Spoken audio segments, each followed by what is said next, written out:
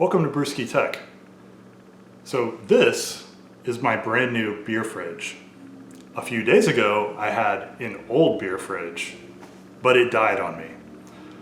I was able to save all the beer, but I lost some food and a few beer ingredients that I keep in the garage fridge here.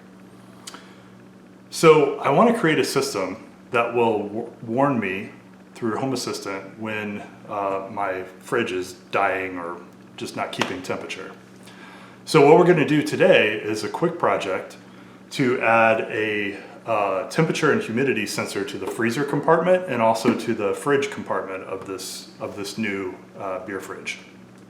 And that way I can use Home Assistant to send me notifications if the fridge loses temperature or gets too warm or whatever. So we're going to walk through that today. Now this is a really kind of, I wasn't sure whether to actually show this project on this channel because it's not super homebrew related, but there's something unique about it that I think is useful. So let's get into it. So this is showing how we use some of the temperature probes that we've used in other projects, which is those one-wire sensors, and how we get them into a fridge. So the cable's kind of big, and you can see a clear gap there, and I really hate that gap because that basically means cold air is leaking out of the fridge right where that temperature sensor goes, which I don't like. But I think I've come up with a solution. And that's to use what are called FPC cables. So this is just like a thin ribbon. It's basically foil traces for all the signals that would go through on a cable. I think we're going to use these to get the temperature sensor inside the freezer and fridge compartments without, basically unsealing that gasket and leaking cold air out. Okay, let's talk FPC cables. So FPC stands for flexible printed circuit, I think. And really what we're talking about here is basically this is a cable, but it's super flat, like it's paper thin. And basically it's very flexible. You can see like this. So these FPC cables are used to connect like inside your smartphone. They might connect the main motherboard with the display, with the touchscreen, for instance. And they're used because basically they're really small and flexible, so you can fit them into small things like a smartphone. In our case, we don't really care about the size. We just care that they're super thin, which is going to be great for getting between the fridge gasket without letting any air leak out. So if you look at it, you can kind of see on the ends, basically it's just like metal foil. That's what the wires consist of, which you can kind of see there. Now, these are these come in different sizes. This is a 6 conductor, meaning there's 6 wires inside of it. And it's also a 0.5 millimeter pitch, which really just means the width of each one of those traces. These also come in 1 millimeter pitch, and that's how we're going to connect, or this is what we're going to use to connect our temperature sensors to our Wemos D1 Mini. Now you'll notice the metal contacts on this are exposed on the end, and there's no real way that a human could solder to that, and it would probably melt the cable even if you did try to do that. So what we need is kind of a converter board. So they have these breakout boards you can get that have an FPC connector. That's this little white plastic thing, and you can kind of see it's in the open position. So basically you can insert conductive part down. You insert that into the connector. I don't know if we can see this real well on the camera. So there it's inserted, and then you just gently hinge this plastic thing down, and that clamps it in place pretty securely. So that's how you kind of insert one of the cables. And then at that point, this breakout board just brings it to headers that you can solder wires to. This has 6 positions, so you might be able to set this up so you can connect to a breadboard, or in our case, I'm probably just going to connect or solder wires directly to these pins. Let's talk about the temperature sensors that we're going to use for this project. What I'm going to use are these DHT style sensors. They come under different part names, like sometimes they're called, like, they start with an AM, but there's really 2 types. These measure both temperature and humidity.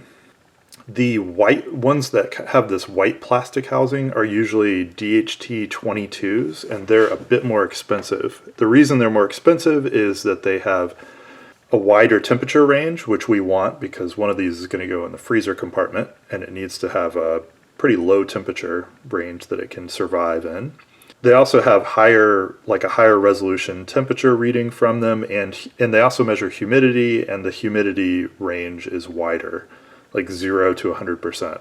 The trade-off is these are going to be a few dollars more expensive than the other version, which usually have a blue plastic housing, and those are DHT 11s. They have a smaller temperature range. Their temperature range has lower resolution, meaning it's not as accurate. The effective humidity range is smaller as well. So the advantage is if that's fine for your application, they are usually a few dollars cheaper, maybe half the cost of a DHT 22. So, but for inside the fridge and freezer compartments, we're going to use the full-fledged DHT 22s. The device themselves, which you can kind of see as the plastic part with the leads, there's actually 4 pins, but only 3 of those 4 pins are actually used. So they only break out 3 pins along here. So it's basically power, ground, and a data line that you can communicate with the sensor.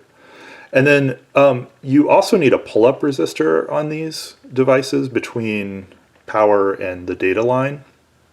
However, if your device is like one of these where it's kind of mounted on a little circuit board, usually, and you can kind of see there the little rectangular thing there, or maybe, it's actually this one I think on top, is actually a pull-up resistor. So it's already included on this little circuit board.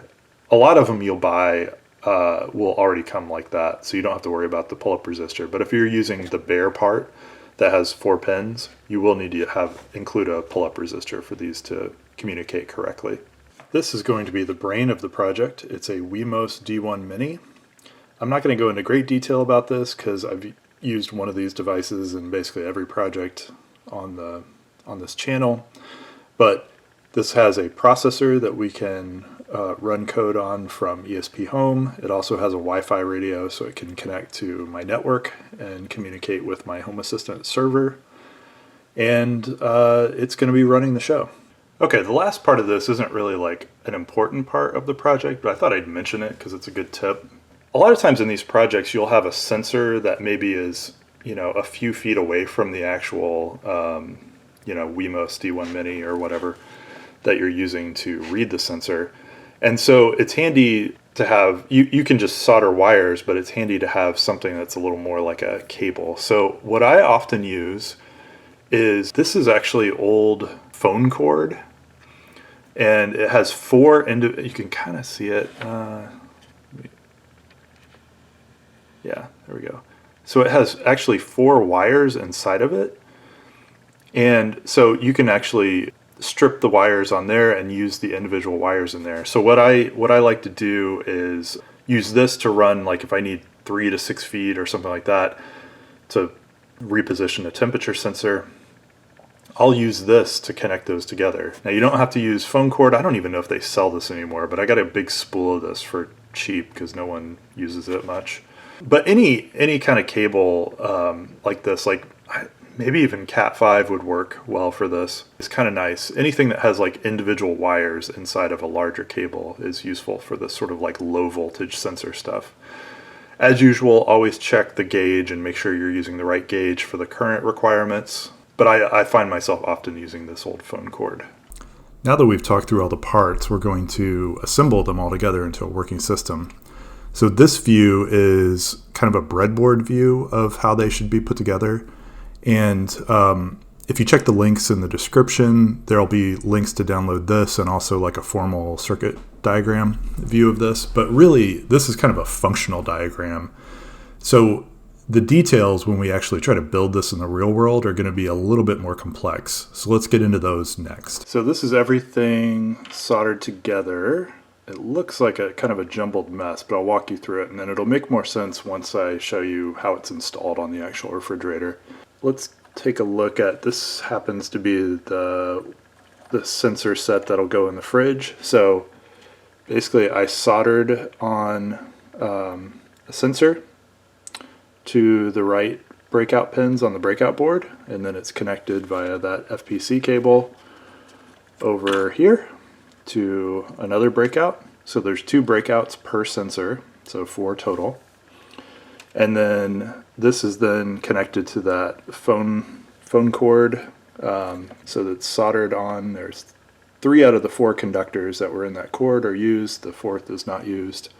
And then ultimately the cable goes back to the breadboard, which you can see here, and I've just connected power, ground, and then the data line to its own pin. So you'll have 3 I/O pins that are used for the 3 temperature sensors, including the one that's just mounted on the breadboard here. That's pretty much it. So I sketched out the ESPHome configuration just to test this, and the sensors do work, so everything's wired correctly.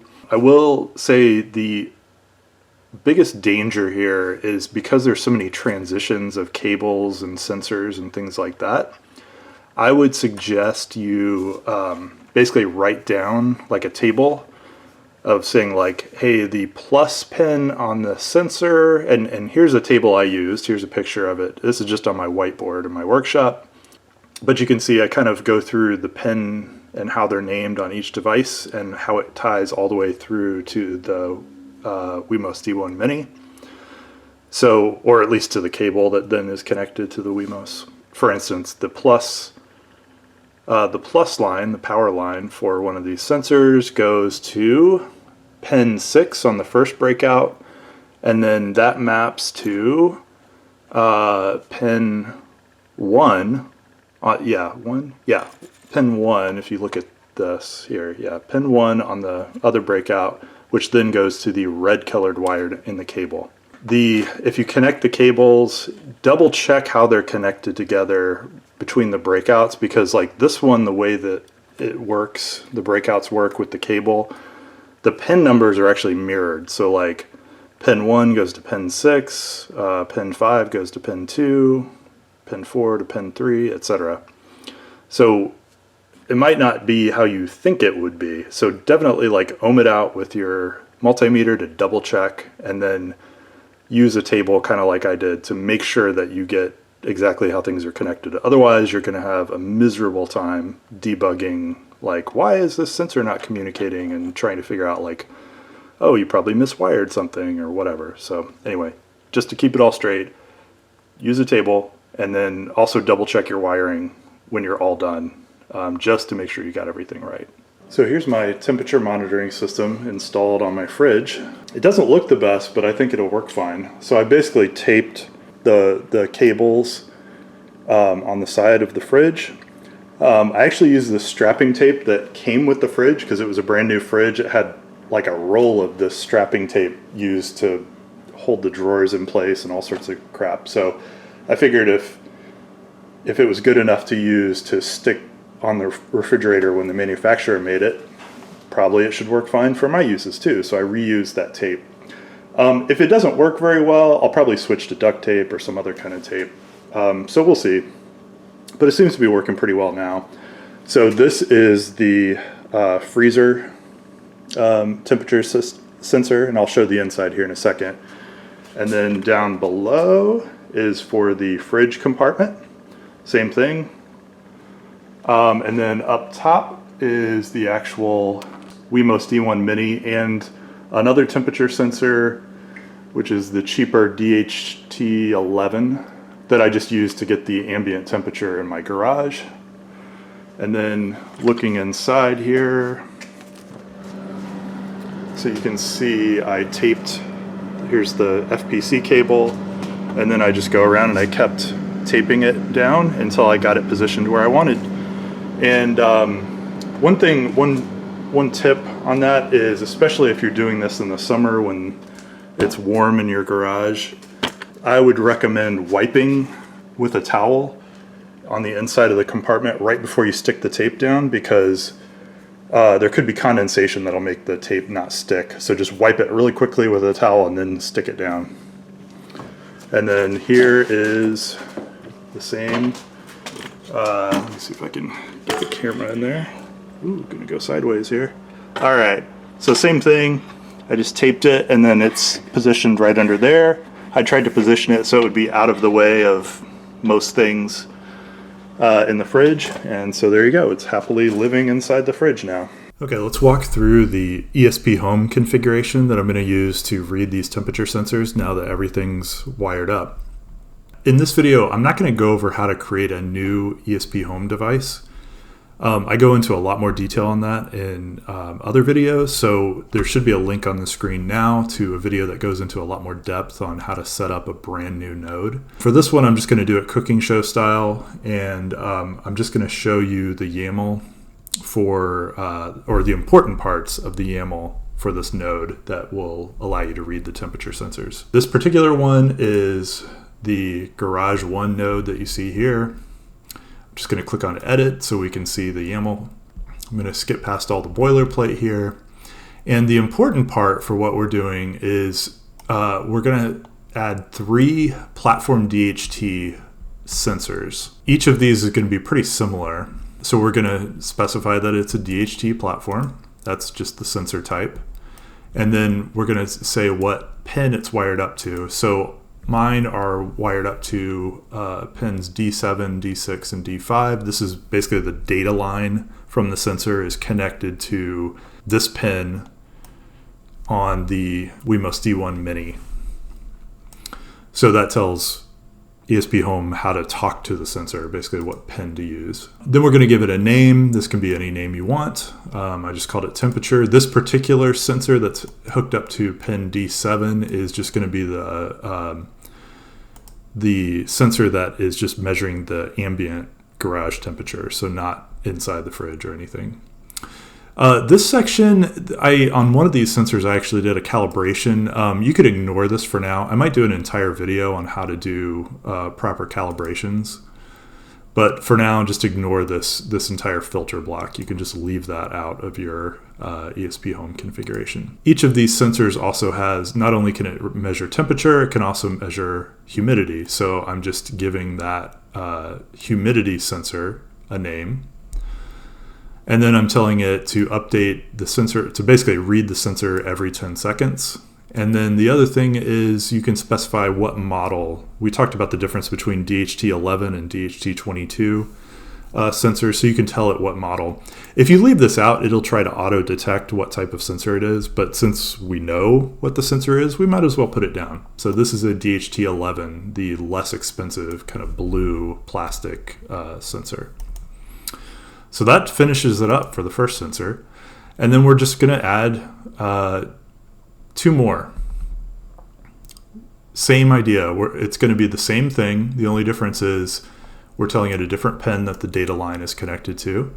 We're giving it different names. This happens to be the sensor that's going to be inside the freezer compartment. So we're doing a temperature and a humidity sensor here. Same update interval every 10 seconds. That should be plenty. And then this one is a DHT22 type sensor. So we're specifying that.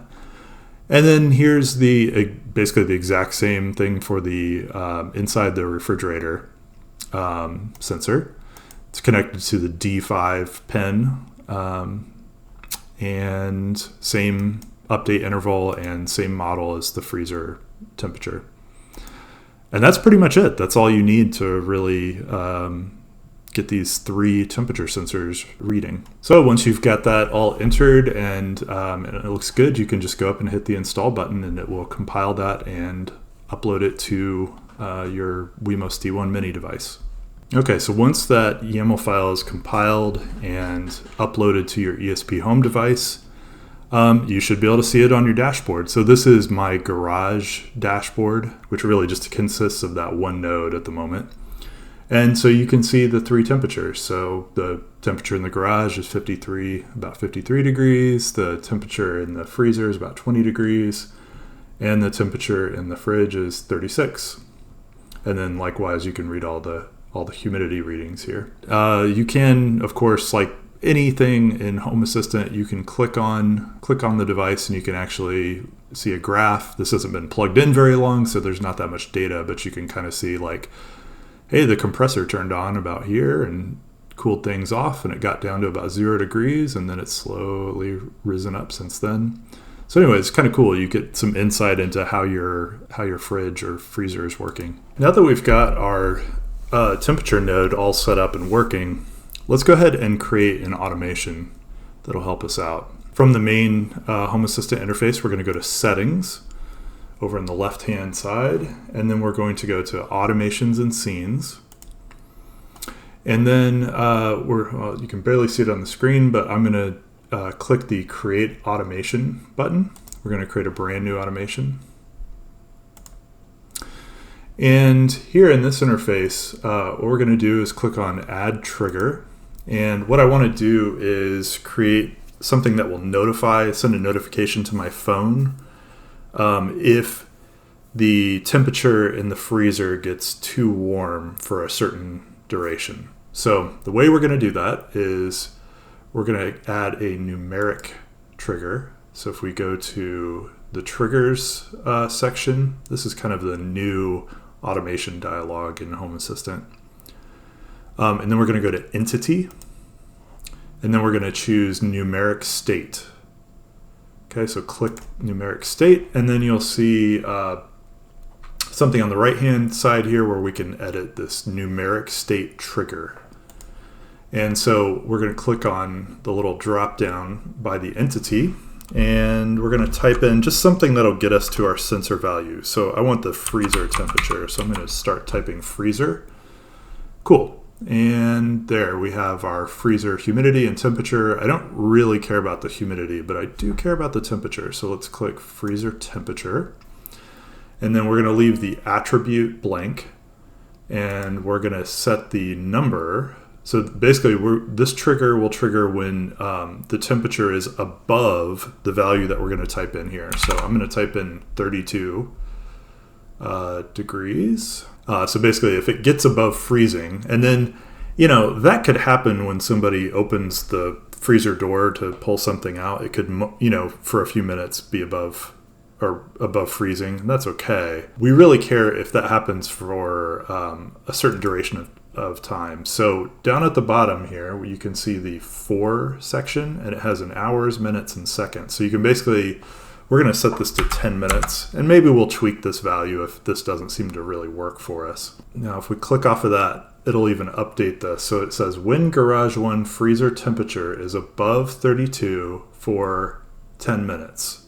So that's going to trigger this automation. So now we don't need an additional condition here, but we do need to add an action. So what do we want to do when that trigger is true? And so we're going to go to actions, and we're going to choose notifications, and there's a whole bunch of ways you can send a notification. I'm going to scroll down. I basically want to send a notification to mobile app Moto E4 Plus. That's my cell phone. So, and then we can type in a message that we want to be sent when this condition is true. So we're going to just say garage freezer is too warm. And that's about it. And then we'll just click the save button here at the bottom of the screen, and it'll ask us for a name. Let's call it garage freezer. Call it garage freezer temp high. You can call it whatever you want. It doesn't really matter. And we will save the automation. So now that appears in our automation list. So basically from now on, if that garage freezer temperature gets too high, we'll get a notification on our phone. Okay, so let's go ahead and create another automation for the the fridge compartment to see if that gets out of range. So once again, we're going to click on the Create Automation button and choose Create New Automation. We're going to add a trigger. I'm going to go quickly here because this is going to be very similar to the previous automation. We're going to click on the Triggers field and then Entity, and then we want to choose Numeric State. Okay, now for the entity, we just want to search for the fridge compartment temperature sensor. So I'm just going to start typing fridge, and there we go. We have the fridge temperature for garage 1 right there. Okay, and then we're going to set in above. So basically, if it's above this temperature, so let's set this to 45 degrees. And if it's, let's set it to for 15 minutes. So if it's above 45 degrees for 15 minutes, this will trigger. So that looks good. And there, it shows up there. So when garage 1 fridge temperature is above 45 degrees for 15 minutes. Okay, perfect. Now we're going to add another trigger, same type. So triggers, entity, numeric state. And this one, we're going to choose the fridge temperature sensor again. Fridge temperature, good.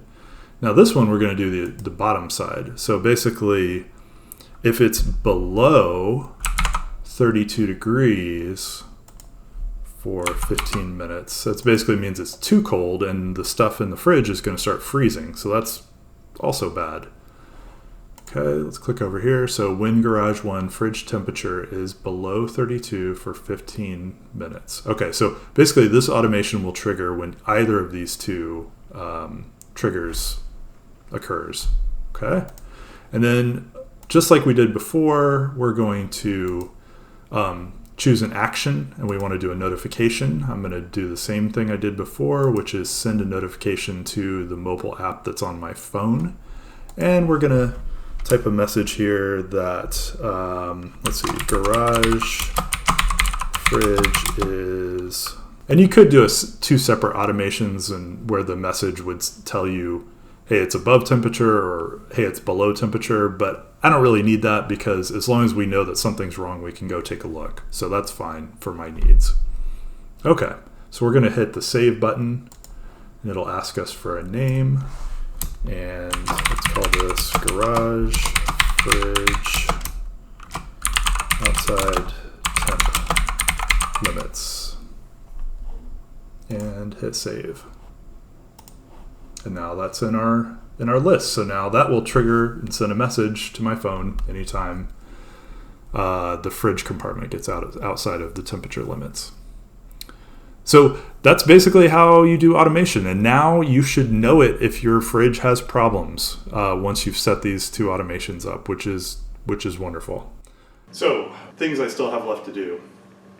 I probably need to put some kind of an enclosure up here just to prevent me accidentally smashing the wireless node that's on top of the fridge here. The other thing is I taped this. It doesn't look too great cosmetically. I don't really care because this is in the garage. You might.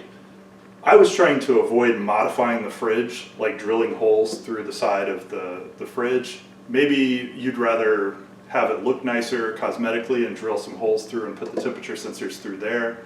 If you did that, you could avoid using these FPC cables altogether because you could just put a hole right through, put a normal wire through there, seal it up with some expanding foam or something like that. That would work fine too. That's really up to you. I always feel nervous drilling through the side of a refrigerator. I'm afraid I'm going to hit some refrigerant line or something. So anyway, this works for me. Do your own thing if you don't like it. But overall, this seems to be working well. And I hope maybe this can help you do something similar for your fridge. Thank you for watching.